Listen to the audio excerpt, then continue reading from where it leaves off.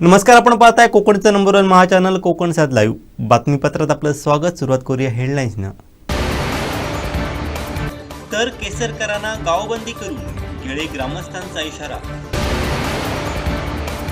धनंजय मुंडेंना राष्ट्रवादी काँग्रेस पक्षात घेणं हा आमचा आत्मघाती प्लॅन होता, जयंत पाटील यांचं विधान. आणि प्रकाश आंबेडकर व आमच्यात भांडण लावू नका, मनोज जरांगे यांची संतप्त प्रतिक्रिया. आता पाहूया सविस्तर बातम्या.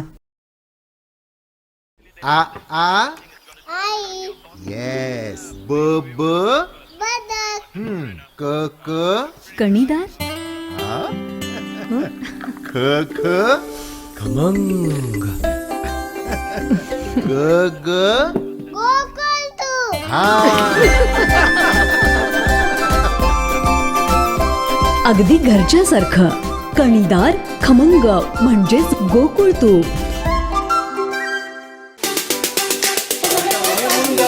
जमीन हक्काची पाहिजे. जमीन हक्काची पाहिजे, लाडकी बहिणी म्हणून पैसा नसला तरी चालेल, परंतु आमची जमीन पाहिजे. जमीन आम्हाला हक्काची आम्हाला मिळलीच पाहिजे. हे आमची हे आमच्या भावाला शिंदेला सांगणं आहे. पेन्शनदारांना हरकत दाखवा, जमिनी आमच्या आम्हाला मिळायला पाहिजे. लाडक्या भाऊ- आत्याच्या भाऊ- बहिणीला भाऊ- आहेर असेल. चालेल, पण आमच्या जमिनीचा जो घास आहे तो हिसकावून घ्यायचा नाही, हेच आमचं म्हणणं आहे. आमचे दिवसभरातले सर्व अपडेट्स, ताज्या घडामोडी आणि थेट लाईव्ह पाहण्यासाठी सबस्क्राईब करा, लाईक करा कोकणचं नंबर 1 महा चॅनल कोकण सात लाईव्हचं युट्यूब चॅनल. आ आ आई येस ब ब बदक क क कणीदार आ ख ख खमंग ग ग गोकुळ तू हा अगदी घरच्यासारखं. कणीदार खमंग म्हणजेच गोकुळ तूप.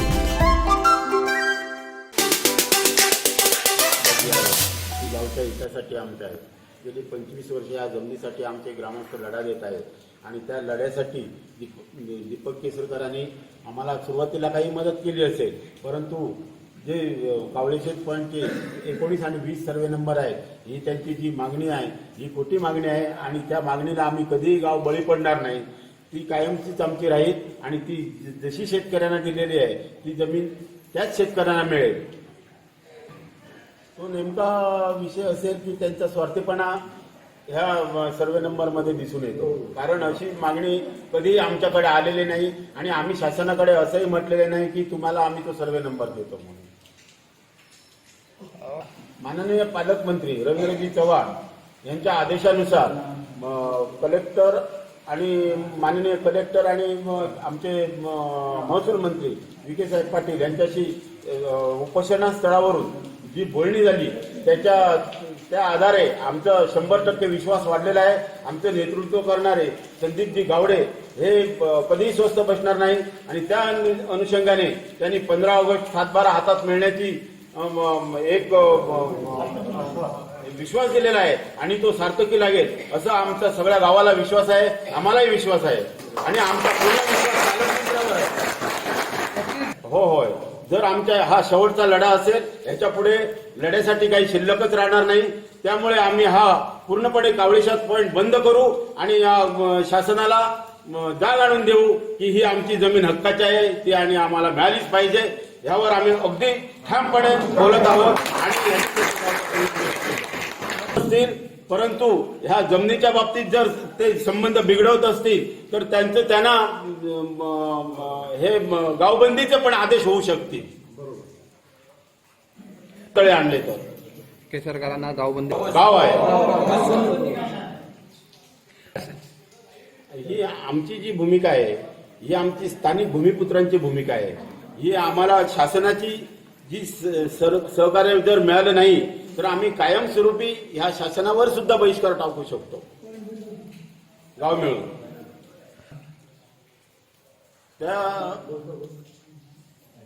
त्यांना जी लाडकी बहीण योजना शासनाने सुरू केलेली आहे ती ज्या स्तरावर त्यांचं काम चालू आहे. आमच्या गावात ही अंगणवाडी आहे, आणि दुसरीकडे सुद्धा त्यांचे ऑनलाईन पद्धतीने अर्ज भरून सुरू झालेले आहे. तर त्या योजनेचा त्यांनी जरूर लाभ घ्यावा आणि शासनाची जी त्यांना मदत मिळत असेल ती त्यांनी जरूर त्यांना ही जमीन आमच्या नावावर नसल्यामुळे बऱ्याच लोकांना बरीचशी कुटुंब भूमीहीन आहे. आजपर्यंत त्यांच्याकडे एक गुंठा सुद्धा जमीन नाही. अशा गोरगरिबांना कसलीही शासनाची योजना पोचत नाही आणि म्हणून तर हे मोठा ऐतिहासिक निर्णय घेऊन आम्ही जमीन वाटप केलं. आम्ही मोजणी करून स्वखर्चाने मोजणी, हे विशेष सांगावं वाटतं मला की आम्ही स्वखर्चाने मोजणी केली तरी सुद्धा जर कोणाला याच्यात आडकाठी करायची असेल हे पुढे चुकीचं आहे. हे चुकीचं आहे, अजिबात योग्य नाही. त्याने उलट आम्हाला साथ दिली पाहिजे होतं. तुम्ही एवढं खर्च करून मोजणी केली आणि त्याला फक्त शासकीय मोजणी मार्फत त्याला मंजुरी द्यायची काम शिल्लक होतं. आणि जे काय आजपर्यंत प्रलंबित राहिलं, 25 वर्ष हा विषय रेंगाळतोय. बऱ्याच वेळा मंत्रालयाच्या वाऱ्या केल्या, दीपक केसरकर आम्हाला स्वतः घेऊन गेले, पण त्याच्यानं आउटपुट काहीच नाही निघालं ना. मग आता जर निघत असेल तर त्यांनी आम्हाला साथ द्यावी. आमचे ते या तालुक्याचे स्थानिक आमदार आहेत आणि मग अशा वेळेला त्याने आम्हाला साथ द्यायला पाहिजे होती. आम्ही ज्या वेळेला उपोषण केलं त्यावेळेला आम्हाला भेट दिली असती, जरी विचारपूस केली असती, आम्हाला बरं वाटलं असतं ना की बाबा ठीक आहे तुमचा मी हे करतो किंवा आमचं काय म्हणणं असेल तर त्याने ऐकलं असतं. मग तसं काहीच नाही केलं ना. आणि नंतर मागावून जर पत्रकार परिषद घेऊन अशी काही भूमिका देत असतील हे गैर वाटतं आम्हाला. हे म्हणजे कुठेतरी याच्यात पळवाटा काढण्याचा मार्ग दिसायला लागला. आणि पालकमंत्र्यांनी माननीय महसूल मंत्र्याशी चर्चा करून हा निर्णय धसास लावण्याचा प्रयत्न केलेला असताना आमदारांनी त्याला साथ द्यावी. आणि जोपर्यंत, हे तुम्हालाही माहिती आहे की जोपर्यंत पालकमंत्री आणि आमदार, स्थानिक आमदार हे एक होत नाही तोपर्यंत अडचणी येत राहणार. मग ह्या कशासाठी एक व्हावं त्याने? एका सरकारमध्ये आहे, नाहीतर असं आमच्या तोंडाला पानं पुसण्याचा प्रकार हा दिसतोय. जर त्यांचं ऐक्य नसेल तर सरकार कसं चालवणार? ते एक होऊन आले, विरोधात होते ते एक झाले. आता तर काही अडचण नव्हती. असं असताना जर तुम्ही ही भूमिका घेत असाल तर गाववासियांना तुमच्याविषयी प्रश्नचिन्ह उत्पन्न होणार.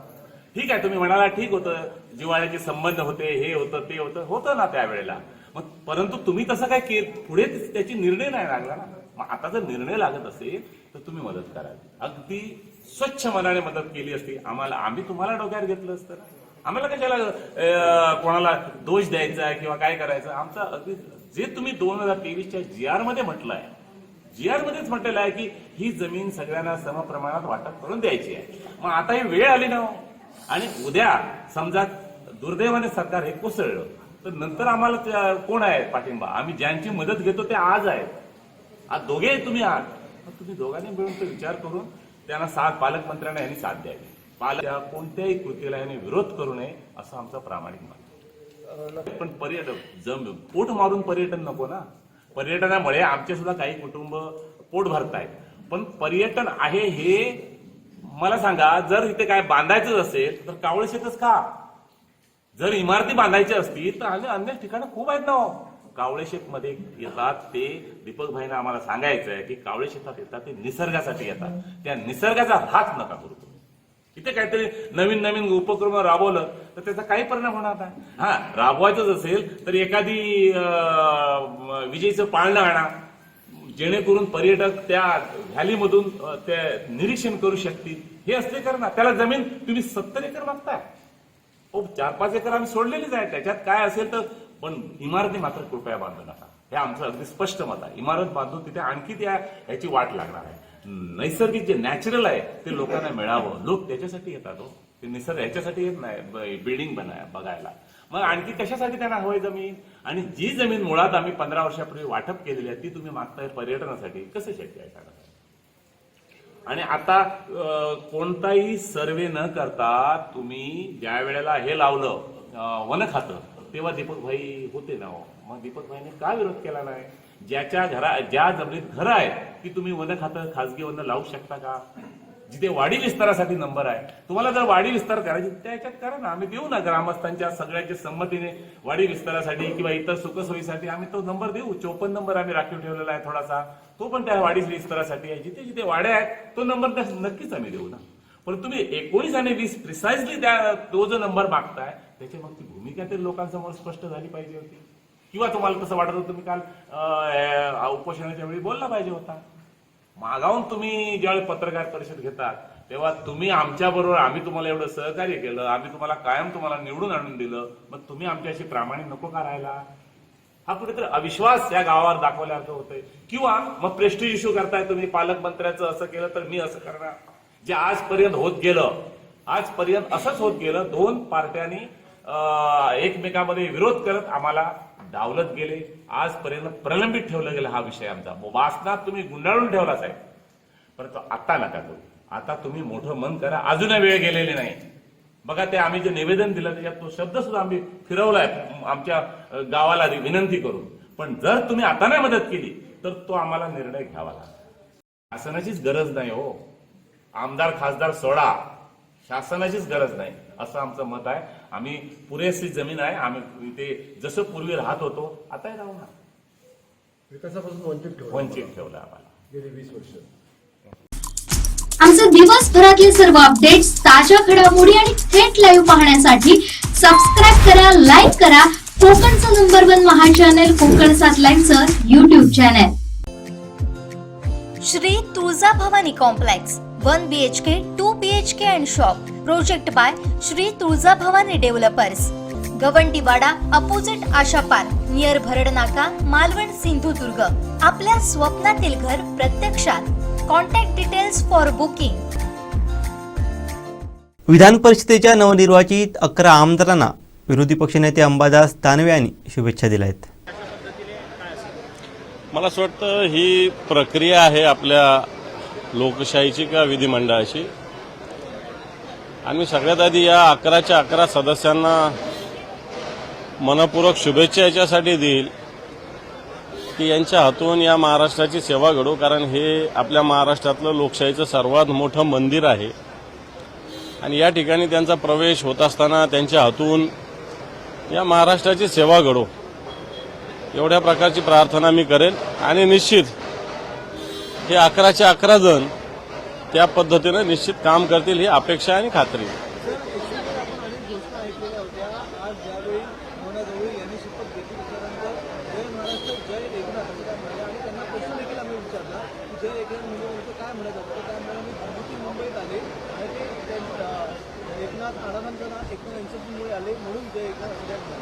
वाटतं ज्याचा त्याचा तो व्यक्तिगत विषय आहे. कोणी एकनाथ म्हणायचं की कोणी दोननाथ म्हणायचं हा ज्याचा त्याचा विषय आहे. आणि त्यांनी एकनाथ कोणाचं नाव घेतलं मलाही माहिती नाही, संत एकनाथाचं नाव असू शकतं. तर मला असं वाटतं त्याच्यावर फार व्यक्तिगत बोलणं योग्य होणार नाही.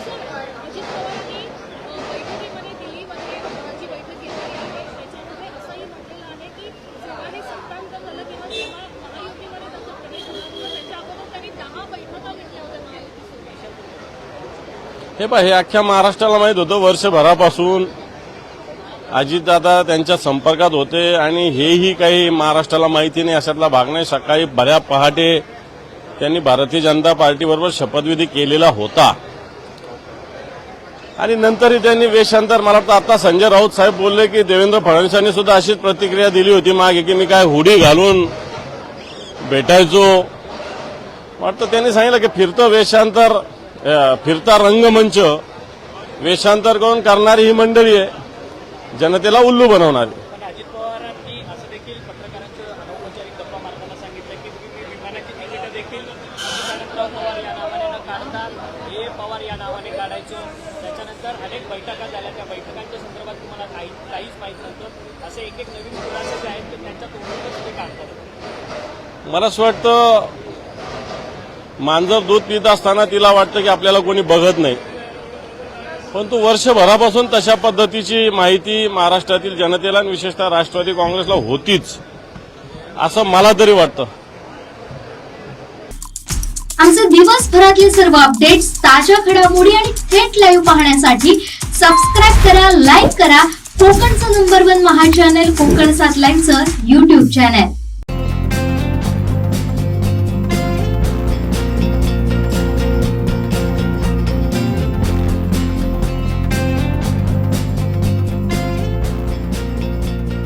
अनंत टी दे रिफ्रेश हमी. संजय राऊत यांनी अंधारात सत्ता स्थापन करण्याचा प्रयत्न केला म्हणून आज त्यांच्यावरती पश्चाताप करण्याची वेळ आल्याचं नवनिर्वाचित आमदार सदाभाऊ खोत यांनी सांगितलं आहे. शपथ घेतली आहे, भाजपने मित्रपक्षांना न्याय दिलाय असं वाटतं का तुम्हाला? मी भारतीय जनता पक्ष परिवाराला सगळ्यात धन्यवाद देईन आणि खऱ्या अर्थानं या राज्याचे जनतेच्या मनातील एक महान नेतृत्व लोकनेते आदरणीय देवेंद्र फडणवीसजी यांनी जो माझ्यासारख्या सामान्य शेतकरी कुटुंबातील आणि चळवळीतील कार्यकर्त्याला संधी दिली आणि शेतकऱ्याच्या बांधावरून शेतीच्या बांधावरून मंत्रालयाच्या बांधावरती मला या ठिकाणी उभा केलं. निश्चितच मी धन्यवाद देतो आणि सर्व मित्रपक्षांना बरोबर घेऊन जाण्याची भूमिका भारतीय जनता पक्षाची यापूर्वी होती आणि आताही आहे. निश्चितपणानं महायुतीच्या माध्यमातून आम्ही विधानसभेला सामोरे जाऊ.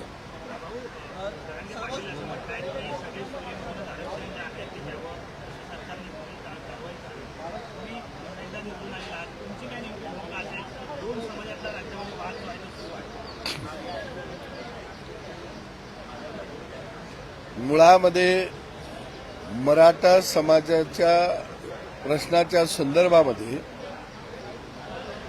जे काय मराठा समाजासाठी केलं ते आदरणीय देवेंद्र फडणवीस यांनीच केलेलं होतं. या महाराष्ट्रामध्ये अनेक मराठा मुख्यमंत्री झाले परंतु त्यांनी मराठा समाजाला न्याय दिला नाही. पवारसाहेब 4 वेळा मुख्यमंत्री झाले, मराठ्यांचे नेते म्हणून या महाराष्ट्रामध्ये मिरवले पण महाराष्ट्रातल्या मराठा समाजाची त्यांनी मातीच केली. 2दा मराठा समाजाला आरक्षण देण्याचं ऐतिहासिक काम एकदा देवेंद्र फडणवीस यांनी केलं आणि आदरणीय एकनाथ शिंदे साहेबांच्या नेतृत्वाखालीच्या सरकारनं केलं. दुसऱ्या बाजूला मराठा समाजासाठी अण्णासाहेब महामंडळ असेल, सारथीसारखी संस्था असेल, तिच्या माध्यमातून 20 विद्यार्थी यूपीसीमध्ये देशामध्ये आलेले आपल्याला पाहायला मिळाले. अशा अनेक योजना मराठा समाजासाठी निर्माण करण्याचं काम देवेंद्र फडणवीस यांनी केलं आणि म्हणून निश्चितच मला वाटतं की आरक्षणाच्या प्रश्नावर राजकीय दृष्टिकोनातून न पाहता या महाराष्ट्रातला ओबीसी असेल, मराठा समाज असेल, हा गुन्हा गोविंदानं राहिला पाहिजे. या दृष्टीनं मी आपल्या माध्यमातून जरांगे साहेबांना विनंती करेन की सरकार आपल्याबरोबर चर्चेला तयार आहे. सरकारचे दरवाजे उघडे आहेत. त्या पटलावरती बसून कायद्या तज्ज्ञांना बरोबर घेऊन जो चांगला मार्ग काढता येईल तो मार्ग निश्चितपणानं काढावा. तो महाराष्ट्राच्या दृष्टीनं हिताचा असेल. कारण गावगाड्यातली माणसं ही गुन्हा गोविंदानं राहिली गेली पाहिजे. ही भूमिका एक चळवळीतला कार्यकर्ता म्हणून मी या ठिकाणी व्यक्त करतो. कोणतंही आंदोलन ते चालवत असताना ज्यावेळी सरकार आपल्यावर बोलायला तयार नसतं त्यावेळी ते आंदोलन आक्रमक करायचं असतं. पण सरकारचा दरवाजा आपल्यासाठी जर खुला असेल तर मला वाटतं संवाद आणि चर्चेच्या माध्यमातून प्रश्न सुटू शकतात. कारण मी या राज्यामध्ये 35 वर्षामध्ये दुधाचं आंदोलन केलं, ऊसाचं आंदोलन केलं, सोयाबीनचं आंदोलन केलं, शेतकऱ्यांच्या शेत जमिनींच्यासाठी आंदोलनं केली, कळंबा जेलमध्ये गेलो, येरवड्या जेलमध्ये गेलो, लाट्या काट्या खाल्ल्या. आंदोलन कुठं ताणायचं आणि कुठं थांबायचं हे जर समजलं तर निश्चितपणानं ज्यांच्यासाठी आपण आंदोलन करतो त्यांना न्याय मिळतो.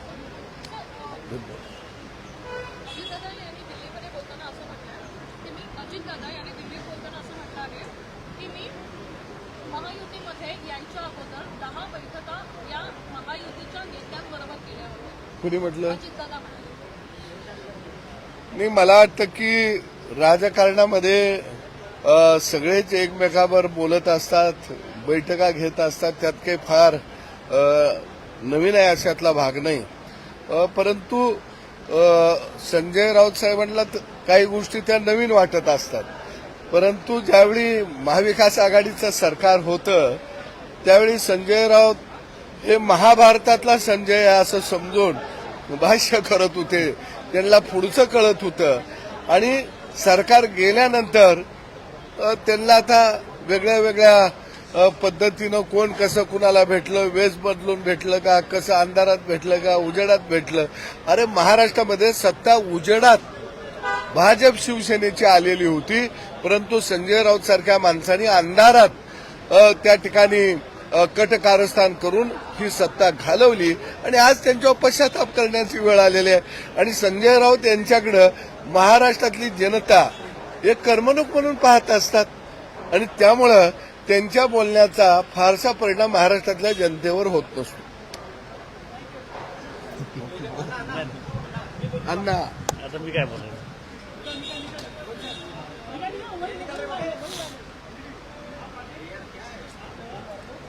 कुठल्या विषयावर बोलायचं? काय नाही ते विचारतील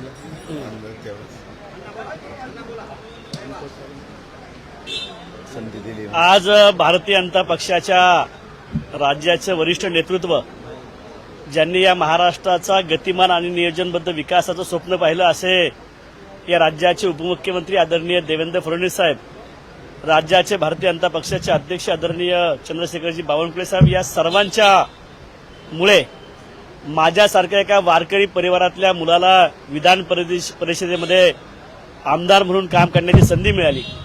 त्याबद्दल मी आपल्याद्वारे माझ्या पक्षाच्या वरिष्ठ नेत्यांचं मनापासून आभार मानतो. पुणे महानगरपालिकेचा नगरसेवक, हडपसर विधानसभेचा आमदार, भारतीय जनता पक्षाचा युवा मोर्चाचा राज्याचा 4.5 वर्ष अध्यक्ष आणि ओबीसी मोर्चाचा अध्यक्ष अशा संघटनात्मक प्रवासामध्ये आज पक्षानं राज्यामध्ये नेतृत्व करण्याची संधी दिली. निश्चितपणानं या संधीचा फायदा घेऊन महाराष्ट्रामध्ये भारतीय जनता पक्षाचं काम आणि या महायुतीचं काम लोकांपर्यंत पोहोचवण्याचा प्रयत्न या विधान परिषदेच्या निवडणुकीच्या माध्यमातून करणार आहे. धन्यवाद. आमचे दिवसभरातले सर्व अपडेट्स, ताज्या घडामोडी आणि थेट लाईव्ह पाहण्यासाठी सबस्क्राईब करा, लाईक करा कोकणचं नंबर 1 महा चॅनल कोकण 7 लाईव्हचं युट्यूब चॅनल. आ आ आई. येस. ब ब बदक. क क कणीदार, ख ख खमंग. ग ग गोकुळ तू.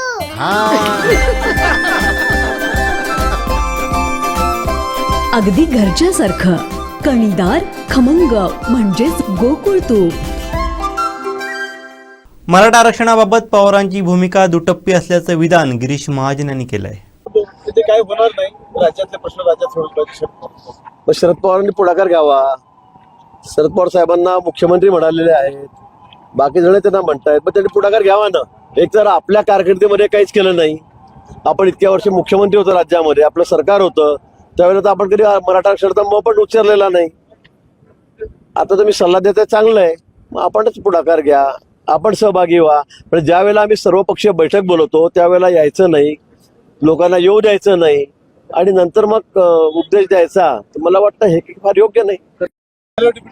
काय काय काय हे बघा, तिथे काय होणार नाही, राज्यातले प्रश्न राज्यात सोडवले पाहिजे. शरद पवारांनी पुढाकार घ्यावा.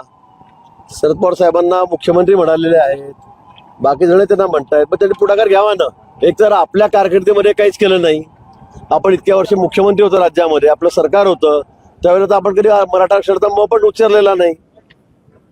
आता तुम्ही सल्ला देताय, चांगलं आहे, मग आपणच पुढाकार घ्या, आपण सहभागी व्हा. पण ज्या वेळेला आम्ही सर्वपक्षीय बैठक बोलवतो त्यावेळेला यायचं नाही, लोकांना येऊ द्यायचं नाही आणि नंतर मग उपदेश द्यायचा, तर मला वाटतं हे फार योग्य नाही.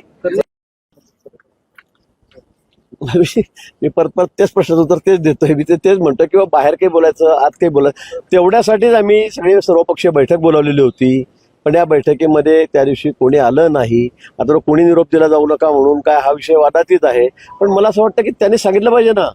आता ते महाविकास आघाडीचे नेते आहेत, एकमुखी नेते आहेत, मग त्यांनी आपल्या लोकांना पाठवायचं होतं, त्यांना म्हणलं तरी जायचं होतं. लातूर सरकारचा एक गट भेटतो आणि दुसरा गट विरोधकांना भेटतो, यामध्येच सरकारची काय भूमिका आहे मला वाटतं. त्यामुळे त्यासाठीच आम्ही त्या ठिकाणी सर्वपक्षीय बैठक बोलवली होती.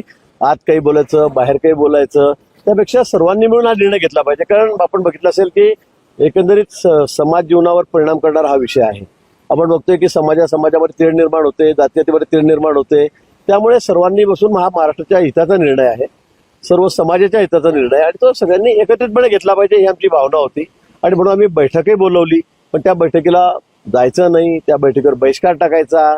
मला वाटतं पवार साहेब बाहेर काही बोलतात, एकीकडे दुसरीकडे काही बोलतात, तर हे काही योग्य नाही. मात्र पहिल्याच पावसात ते रस्ते अक्षरशः वाहून गेले, वरचं पूर्ण डांबर गेलेलं आहे. त्या कंत्राटदारावर नेमकी काय कारवाई होणार आहे? कारण निश्चित अशी काही पर्टिक्युलर तक्रार असेल तर आजच मी त्या ठिकाणी चौकशी लावतो. त्या संदर्भामध्ये सखोल चौकशी आपण करू आणि जे इथला जबाबदार असतील त्यांच्यावर कडक कारवाई करू. 76 रस्ते बघू ना मग आपण. मी तेच सांगतो की आता तक्रारी पण होतील तशा, आणि असतील तर निश्चित आपण त्या संदर्भामध्ये सखोल चौकशी करू. उपस्थित राहायचे त्याच्या अगोदर त्या टिपीट सगळ्या ऑनलाईनच नाही, एकच ऑनलाईन झाली, बाकी सगळ्या ऑफलाईनच झालेल्या आहेत. आमचे दिवसभरातले सर्व अपडेट्स, ताज्या घडामोडी आणि थेट लाईव्ह पाहण्यासाठी सबस्क्राईब करा, लाईक करा कोकणचं नंबर 1 महा चॅनल कोकण 7 लाईव्हचं YouTube चॅनल. सिंधुदुर्गातील पहिली खासगी टेक्निकल ट्रेनिंग इन्स्टिट्यूट म्हणजे Yashwant training institute Kankavli. Institute मध्ये आपल्याला 6 महिने 2 महिने अशा 8 प्रकारच्या टेक्निकल कोर्सेसचं ट्रेनिंग दिलं जाणार. सर्वात महत्त्वाचं म्हणजे वरील सर्व कोर्सेसना ऍडमिशन घेण्यासाठी वयाची शिक्षणाची अट नाही. अधिक माहितीसाठी संपर्क ऑफिस 78 87 31 66 71 आणि 94 20 20 61 90. धनंजय मुंडेंना राष्ट्रवादी काँग्रेस पक्षात घेणं हा आमचा आत्मघातकी प्लॅन होता असं विधान मंत्री जयंत पाटील यांनी केलंय. आता हे शेवटी निवडणूक आहे म्हटलं प्रत्येक पक्ष आमचेच निवडून येणार असं म्हणण्याचा संभव जास्त आहे. असं कोण म्हणेल का की माझे 3 पडतील आणि 2 निवडून येतील आणि 1 ड्रॉ होईल? माझा एक असा प्रश्न आहे, संघाबाबत तुम्ही जाणता, भाजपबाबत काय बोललं जातं, प्लॅन करून ते कार्यक्रम करतात असं बोललं जातं. एक 10-15 वर्षापूर्वी धनंजय मुंडे हे भाजप, त्यांचं कल्चर भाजपमध्ये संघामध्ये वाढलेलं होतं. अजितदादांचं कल्चर हे काँग्रेस कल्चरचेच आहे. अजितदादा त्याच्यात काही हे नाही. पण 10-15 वर्षापूर्वी धनंजय मुंडे हे राष्ट्रवादीत आले, तो काही प्लॅन होता का की अजितदादाला तिकडे घेऊन जाण्यासाठी ते इकडे घुसले होते, असं काही होतं? गोपीनाथ मुंडे साहेबांनी असं काही सध्या जे भारतीय जनता पक्ष राजकारण करतोय तसं कधी राजकारण केलं नाही गोपीनाथ मुंडेंनी. त्यामुळे मला वाटत नाही की तो प्लॅन होता. तो आमचाच आत्मघातकी प्लॅन होता. आमचे दिवसभरातले सर्व अपडेट्स, ताज्या घडामोडी आणि थेट लाईव्ह पाहण्यासाठी सबस्क्राईब करा, लाईक करा कोकणचं नंबर 1 महा चॅनल कोकण 7 लाईव्हचं YouTube चॅनल. आई येस. बदक कणीदार खमंग गोकुळ तू.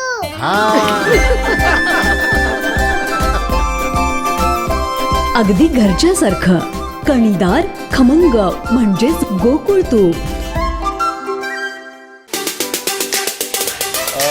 भारतरत्न डॉक्टर बाबासाहेब आंबेडकर, लहुजी वस्ताद साळवे, साहित्यरत्न लोकशाहीर अण्णाभाऊ साठे या सगळ्या महामानवांना खरं तर स्मरून आजचा दिवस माझ्यासाठी अत्यंत महत्त्वाचा आहे, माझ्या समाजासाठी महत्त्वाचा आहे. आणि मी भारतीय जनता पार्टीचा आणि खास करून आमच्या भारतीय जनता पार्टीचे श्रेष्ठ नेते माननीय देवेंद्रजी फडणवीस, माननीय चंद्रशेखरजी बावनकुळे आणि सर्वच नेते मंडळी यांचं मी खऱ्या अर्थानं आभार मानेल की आज माझ्यासारख्या सर्वसामान्य गरीब कुटुंबातील कार्यकर्त्याला आपण या विधान परिषदेवर संधी दिली आणि आज शपथविधी सोहळा खरं तर पार पडला. आणि मगाशीच मी शपथविधी घेताना खऱ्या अर्थानं संविधानाला मी स्मरण केलं, ज्या डॉक्टर बाबासाहेब आंबेडकरांनी सर्वार्थाने सगळ्यांसाठी जे संविधान खऱ्या अर्थाने मांडलं, त्या संविधानाची शपथ घेऊनच पुढचा सर्व प्रवास माझा हा समाजासाठी, वंचितांसाठी आणि बहुजनांसाठी करेल असंही मी सांगितलं. आणि मी खास करून सांगू इच्छितो की मागच्याच लोकसभेच्या निवडणुकीमध्ये ज्या पद्धतीनं संविधानचा नॅरेटिव्ह विरोधी पक्षांनी चालवला तो खोडून काढण्याचं काम आम्ही सर्वच जण करत आहोत आणि यापुढेही करत राहू. आणि सगळ्यात त्याचं महत्त्वाचं उदाहरण जे असेल तर माझ्यासारख्या खऱ्या अर्थानं वंचित आणि गरीब कार्यकर्त्याला भारतीय जनता पार्टीनं महाराष्ट्राच्या इतिहासानंतर पहिल्यांदाच विधान परिषदेला संधी दिली, हेच त्याचं खरं सगळ्यांसमोरचं मुख्य तुम्हाला उदाहरण दिसेल. त्यामुळं येणाऱ्या काळामध्ये वंचितांसाठी, दलितांसाठी आणि गरिबांसाठी महाराष्ट्रभर फिरून सर्वार्थाने काम करेल अशी मी आशा बाळगतो.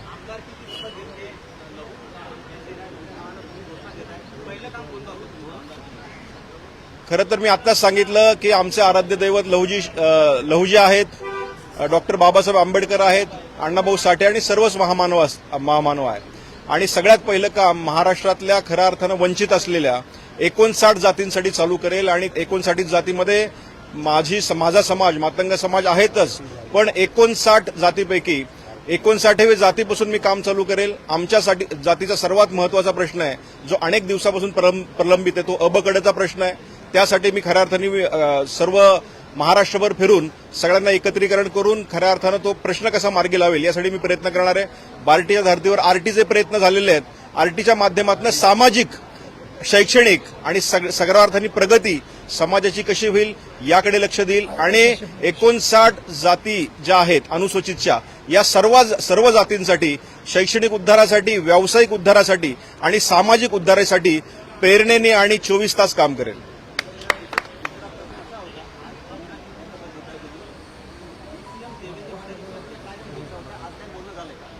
नाही, आज खरं माझं बोलणं झालं नाही, पण अगदी 3 दिवसापूर्वी ज्यावेळेस ह्या सगळ्या गोष्टी घडल्या त्यांनी अगदी मला फोन करून सांगितलंय की कशा पद्धतीनं काम करायचंय.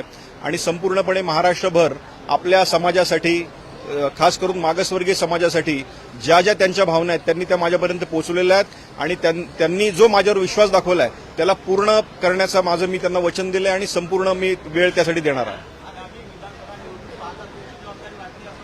100% माझी जबाबदारी वाढली आहे. मी तेच सांगतोय की खरं तर भारतीय जनता पार्टीने आम्हाला न्याय दिलेला आहे, एका वंचित समाजाला न्याय दिलेला आहे.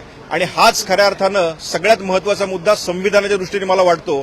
ज्या भारतीय जनता पार्टीवर आत्ता चुकीचा नॅरेटिव्ह सेट करून सारखं सांगितलं गेलं, तो नॅरेटिव्ह खऱ्या अर्थानं चुकीचा आहे. हा आज सिद्ध झालाय, कारण माझी निर्विघ्नपणे शपथ फक्त भारतीय जनता पार्टीमुळे झाली आणि आमचा समाज संपूर्णतः भारतीय जनता पार्टीबरोबर राहील यात काही शंका नाही. आमचे दिवसभरातले सर्व अपडेट्स, ताज्या घडामोडी आणि थेट लाईव्ह पाहण्यासाठी सबस्क्राईब करा, लाईक करा कोकणचं नंबर 1 महा चॅनल कोकण 7 लाईव्हचं युट्यूब चॅनल. आता पाहूया सविस्तर बातम्या. शेवटी ठळक घडामोडी पुन्हा एकदा. तर केसरकरांना गावबंदी करून केळे ग्रामस्थांचा इशारा. धनंजय मुंडेंना राष्ट्रवादी काँग्रेस पक्षात घेणं हा आमचा आत्मघाती प्लॅन होता, जयंत पाटील यांचं विधान. आणि प्रकाश आंबेडकर व आमच्यात भांडण लावू नका, अमृत जरांगे यांची संतप्त प्रतिक्रिया. बातमीपत्रात वेळ झाली ते थांबण्याची. पाहत राहा बदलत्या कोकणचा बुलंद आवाज, कोकणचा नंबर 1 महा चॅनल कोकण 7 लाईव्ह. धन्यवाद.